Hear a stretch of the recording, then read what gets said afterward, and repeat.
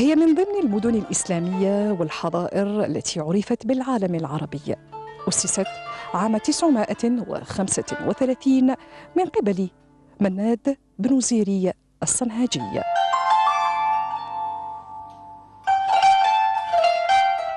أقدم المدن الجزائرية ومخلب الدولة الزيرية. في سفوح جبال التطري المطلة على بلدية الكاف الأخضر بالجنوب الشرقي لولاية المندية شيدت هذه المدينة العريقة. عرفت باستراتيجيتها وحضارتها المزدهرة في جميع الجوانب الاجتماعية والحضارية.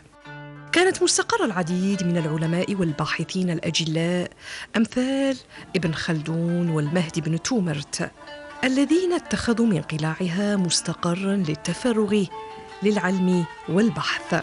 تعد هذه المدينة ثاني عاصمة للجزائر بعد تهرت رستمية. نعم. ثم من هذا المنطلق اتجه زير بن مناد إلى تونس، وهناك تم تأسيس الدولة الزيرية التي خلفت الدولة الفاطمية، الفاطميين الذين توجهوا إلى القاهرة بسواعد جزائرية.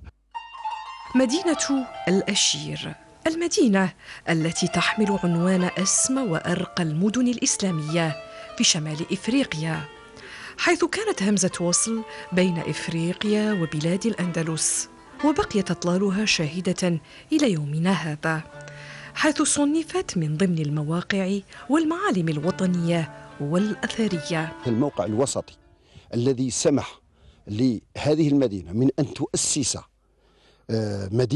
دولة في تونس الحالية، واستطاعت أن تؤسس دول فيما وراء البحر الأبيض المتوسط في الأندلس. تم تسجيل دراسة لحماية الموقع الأثري آشير. هذه الدراسة تتكفل والتي تم الانتهاء منها مؤخرا تتكفل بإيجاد جميع السبل والآليات المعترف بها لحماية هذا الموقع الأثري.